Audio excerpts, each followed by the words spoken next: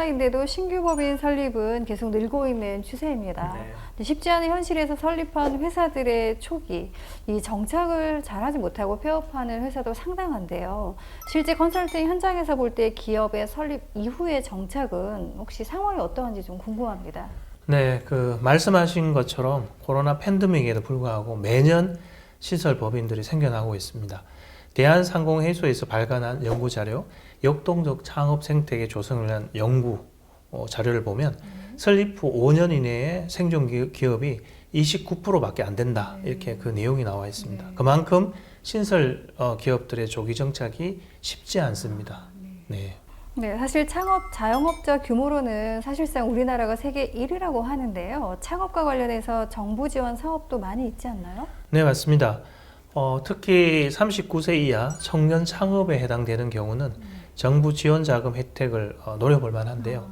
최대 1억까지는 바우처 형식으로 지원을 받을 수 있고요. 이 중 대부분은 일정 매뉴얼을 준수하기만 하면 사업이 제대로 진행되지 않아도 상환이 면제되는 자금입니다.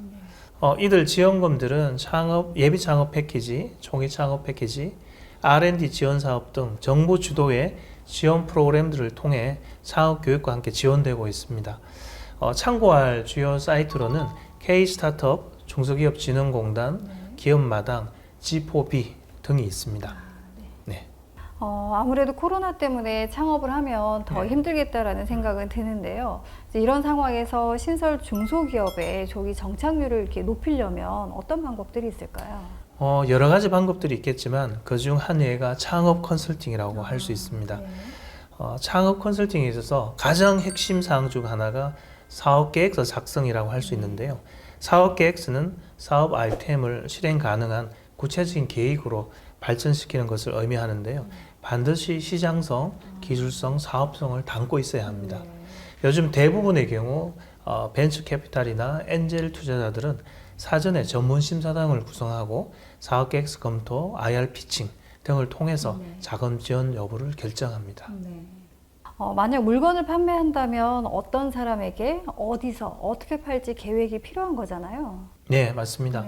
그만큼 고객과 시장의 니즈를 사전에 파악하여 준비하는 것이 창업에 있어서 가장 중요하다고 할 수 있습니다. 아울러 창업의 정의에 대해서 살펴보면 중소기업 창업지원법 제2조의 창업은 영리를 목적으로 새로운 일을 시작하는 것이고 창업기업은 사업을 개시한 날부터 7년이 지나지 않은 기업을 의미합니다. 그래서 창업 준비 단계부터 대표님과 긴밀한 상담을 통해 사업 타당성 검토, 아이템 검정, 사업계획 작성, 자금 조달, 추정 재무제표 작성, 피드백 등 프로세스를 통해서 창업 기업이 직면할 수 있는 문제점들을 최소화시키는 일련의 경영 지원 활동이 필요하다고 할 수 있습니다.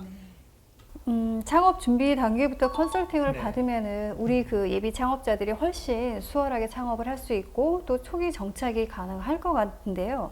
이 창업 컨설팅에 대해서 단계별로 부연 설명을 좀 부탁드릴까요? 네, 먼저 사업의 아이템 도출 및 검증 단계는 비즈니스 모델 캠퍼스를 활용 컨설턴트와 함께 작성해 보면서 사업과 시장 적합도를 검증하는 시기입니다. 이어서 사업 계획서 작성은 사업의 목표, 비전, 인력 구성, 자금 계획 등 종합 계획을 수립하는 것을 말합니다.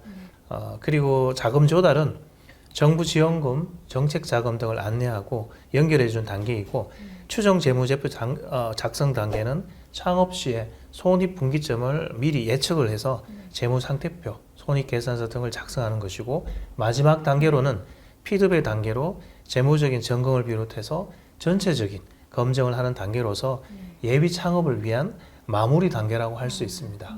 네.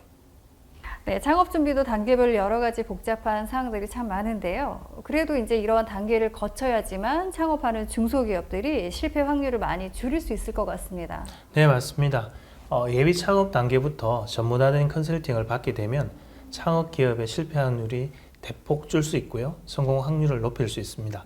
기본적인 창업 준비가 어느 정도 되면 창업 브랜딩의 단계로 넘어가는데요.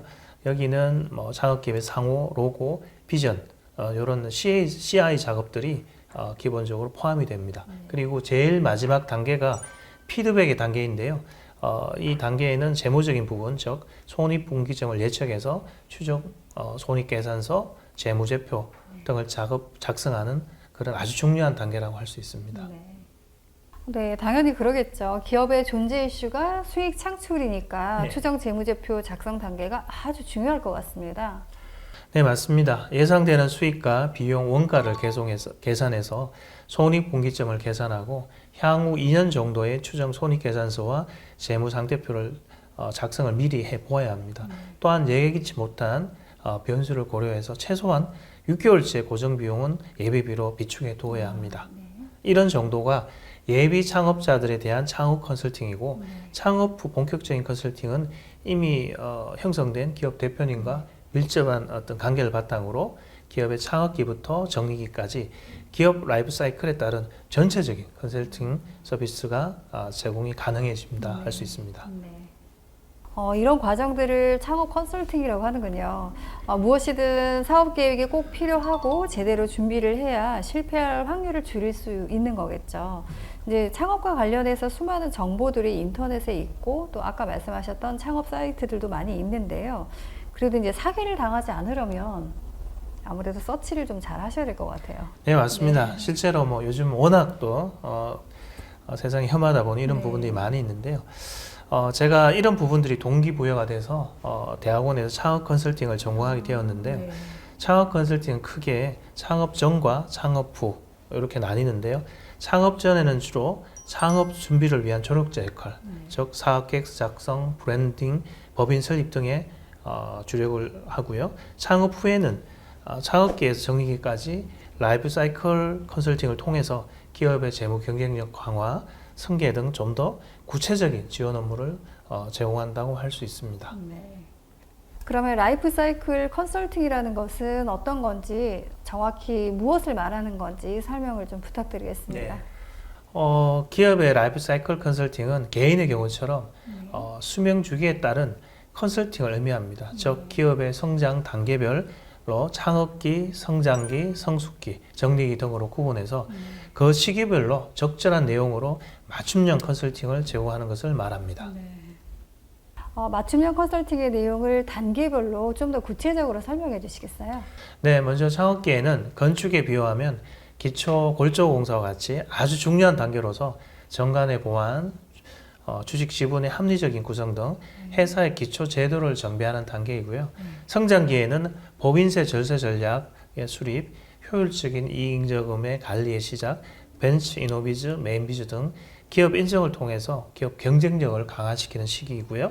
성숙기에는 모의 세무조사 실시, 가지급금, 가수구매 정리 및 본격적인 출구 전략으로 인한 이익금을 해소하는 단계이고요. 마지막 정리기는 승계, 매각 또는 청산을 준비하는 그런 단계입니다. 그래서 이런 전 과정을 통해서 케어를 받으면 훨씬 더 기업이 성장의 속도를 낼 수 있다 할 수 있습니다. 네, 그럴 것 같습니다.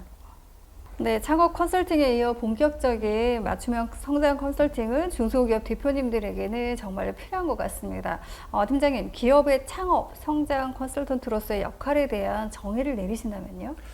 한마디로 정의 내리기는 어렵지만 예비 창업기에는 창업 준비를 위한 디자이너 역할을 한다 할 수 있고요.